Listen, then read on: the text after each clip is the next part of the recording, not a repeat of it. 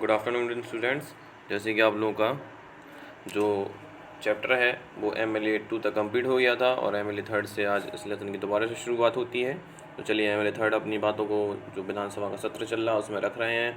अपने इलाकों की अलग अलग समस्याओं को विधानसभा के जो सभापति हैं उनके सामने रखा जा रहा है। तो चलिए जो 3rd नंबर के जो MLA हैं वो अपनी समस्याओं को रखते हैं। माई कॉन्स्टिट्यूंसी ऑफ द टोलपत्ती too has a serious shortage of the water. Women travel up to 3 or 4 kilometers to collect a water. How many tankers have been put into the service to supply water? How many wells and ponds have been cleaned and disinfected? देखिए, मेरे निर्वाचन क्षेत्र तोलपट्टी में भी पानी की कमी की गंभीर समस्या है। औरतों को पानी लाने के लिए 3 से 4 किलोमीटर तक चलना पड़ता है। मैं जानना चाहूँगा कि पानी पहुँचाने के लिए कितने टैंकरों को काम पे लगाया गया, कितने कुआं तालाबों की सफाई करवाकर उन्हें संक्रमण मुक्त किया गया है। देखिए, ये जो क्वेश्चन है ये पूछा जा रहा है कि उस प्रदेश के जो जल मंत्री हैं और जलापूर्ति मंत्री, उनसे ये क्वेश्चन पूछा गया उस इलाके के विधायक के द्वारा जो विरोधी पार्टीज़ हैं। देखिए, इसका जवाब MLA नंबर 4 देंगे। आई थिंक माई इस collegious and exaggerating the problems. The government has taken the step to control the situation. Water tankers have been put into the service. ORS packets are being distributed. The government is doing everything possible to help people. देखिए, मुझे लगता है कि मेरे साथी समस्या को बड़ा चढ़ाकर बता रहे हैं। सरकार ने स्थिति को नियंत्रण में लाने के लिए कदम उठाए हैं। पानी के टैंकरों को काम में लगा दिया गया है। ORS के पैकेट भी बांटे जा रहे हैं। सरकार लोगों की मदद के लिए भरसक प्रयास कर रही है। देखिए, MLA नंबर जो 5 हैं जो विरोधी पार्टी से हैं, अब वो अपना क्वेश्चन पूछते हैं। We have poor facilities in our hospital. There are hospitals that do not have doctor and no medical staff has been appointed of the last few years. In other hospitals, the doctor has gone on a long leave. This is same. I think the situation is going bad worse.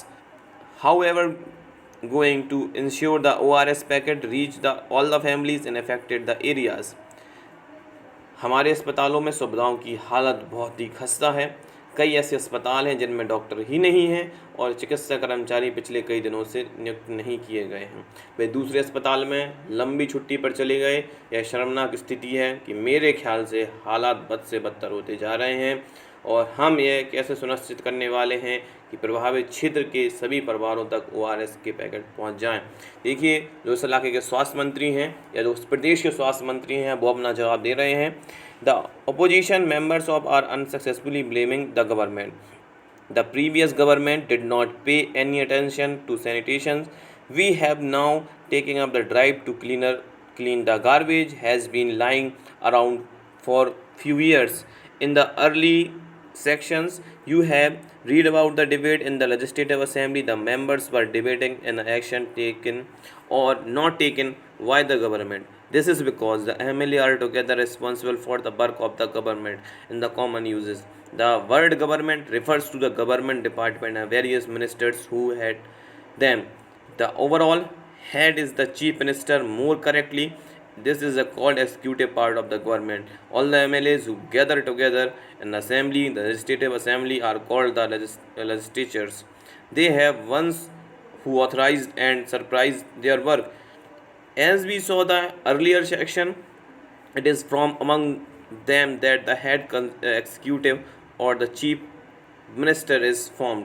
विरोधी पक्ष के सदस्य बिना वजह से सरकार पर दोषारोपण कर रहे हैं और पिछली सरकार ने सफाई पर कोई ध्यान नहीं दिया। अब हमने कई वर्षों में चारों तरफ फैले कूड़े को साफ करने के लिए अभियान भी शुरू किया है और उक्त इलाके में विधानसभा में चल रही एक बहस के बारे में पढ़ा कि सरकार द्वारा कोई ना कोई कार्रवाई पर बहस कर रहे थे। ऐसा इसलिए है क्योंकि विधायक समूह के रूप में सरकार के काम के लिए उत्तरदायी होते हैं। सामान्य भाषा में सरकार शब्द का अर्थ है विभिन्न भागों और मंत्रियों से होता है जो इनके प्रभारी हैं। इन सब का समूह मुख्यमंत्री होता है। सही मायने में तो है सरकार का कार्यकारी हिस्सा यानी कार्यपालिका कहलाती है। दूसरी तरफ सारे विधायक जो विधानसभा में एकत्र होते हैं वो विधायिका कहलाते हैं और विधायिका के रूप में वे सरकार के कार्यकारी हिस्से को काम करने का अधिकार देते हैं, फिर उसके काम की जांच भी करते हैं। जैसा कि आपने पाठ के प्रारंभ में पढ़ा होगा कि इन्हीं में से कार्यपालिका का प्रमुख या मुख्यमंत्री बनाया जाता है। देखिए अगला टॉपिक है वर्किंग ऑफ द गवर्नमेंट, कैसे एक सरकार स्टेट में वर्क करती है, कैसे काम करती है। चलिए उसके बारे में पढ़ते हैं। The legislative assembly is not only place where the opinion are expressed about the work of the government and action demanded. You will find the newspaper, TV channels and other organizations regularly talking about the government. In a democracy, there are the various ways through which people are express their views and also take action. Let us look at one such way. Soon after decision in the assembly, there was a press conference organized by the health minister. Newspapers were present in the minister and some government officials are also present. The minister explained the step the government had taken. The reporters and asked many questions at the meeting. These discussions were then reported in the different newspapers. The following page has such as a report. During the next week, the chief minister and the minister of the health visited the Patalpuram district. They went to visit the families who had lost their relatives and also visited the hospital, and the government announced the compositions for these. देखिए केवल विधानसभा में ही सरकार के काम करने के बारे में टीका टिप्पणी और सरकार से कार्रवाई करने की मांग नहीं की जाती। आप नियमित रूप से अखबारों चैनलों के माध्यम से संगठन को सरकार के बारे में बातें करते देखते हैं। लोकतंत्र में अनेक माध्यम द्वारा लोगों अपने विचार व्यक्त करते हैं और कार्रवाई करते हैं। इसी तरह का यह एक तरीका यहाँ देखिए। विधानसभा में चर्चा होने के थोड़े समय बाद स्वास्थ्य मंत्री की प्रेस वार्ता की गई।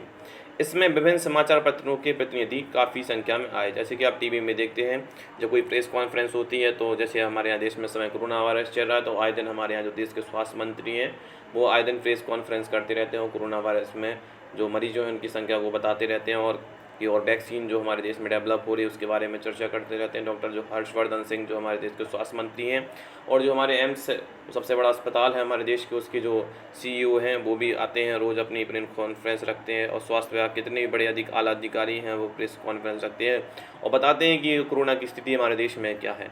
तो देखिए जब जो स्वास्थ्य मंत्री हैं वो सरकार द्वारा उठाए गए कदमों के बारे में बताते हैं। इस प्रेस वार्ता में अखबारों के संवाददाताओं ने अनेक प्रश्न पूछे। इन चर्चाओं की रिपोर्ट विभिन्न समाचार पत्रों में प्रकाशित हुई है। अगले पृष्ठ पर हम ऐसी ही रिपोर्ट दी गई है।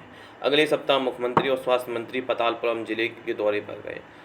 उन्होंने उन परिवारों से भेंट की जिनकी रिश्तेदार की मृत्यु हो गई थी। वे अस्वस्थ लोगों को देखने अस्पताल भी गए। सरकार इन परिवारों के लिए मुआवजे की राशि की भी घोषणा की। मुख्यमंत्री ने कहा कि उनके विचार में समस्या केवल सफाई की नहीं है, वरना पीछे स्वास्थ्य सुविधा भी हमारे इलाके में कमी है और साथ में स्वच्छ पानी की भी सुविधा हमारे इलाके में नहीं है। उन्होंने कहा कि उच्च स्तरीय जाँच समिति गठित की जाएगी। चलिए आगे बढ़ते हैं और इस पर चर्चा करेंगे। The families the chief minister also said that thought the problems were only the sanitations but also of a lack clean drinking water. He said that high-level inquiry committee will be asked into the needs in the district to provide the sanitation facilities and would request the Minister Public Works to take care of the needs to proper water supply in the region. As you see above, the people in the power like the Chief Minister and the Minister have to take an action. They do through the various departments like the Public Work Department and Agriculture Department, Health Department and Education Department and also on. They also have to answer the question and ask the Legislative Assembly and concave the people asking the question that proper steps are being taken. At the same time, newspaper and the media widely discuss the issue and the government has to respond, for example, by holding the press conference. एक उच्च स्तरीय समिति गठित की जाएगी जो सफाई सुविधाओं के लिए जिले की कई ज़रूरतों के बारे में विचार करेगी और लोक निर्माण मंत्री को दिशा निर्देश देगी ताकि वे अपने क्षेत्र पानी की उचित व्यवस्था पर ध्यान दे सकें। जैसा कि आपने ऊपर देखा कि वे लोग जो सत्ता में हैं, जैसे मुख्यमंत्री, स्वास्थ्य मंत्री, उन्हें समस्याओं पर कार्रवाई करनी चाहिए। वे यह कार्य विभिन्न विभागों द्वारा करवाते हैं, जैसे कि लोक निर्माण विभाग, कृषि विभाग, स्वास्थ्य विभाग, शिक्षा विभाग आदि।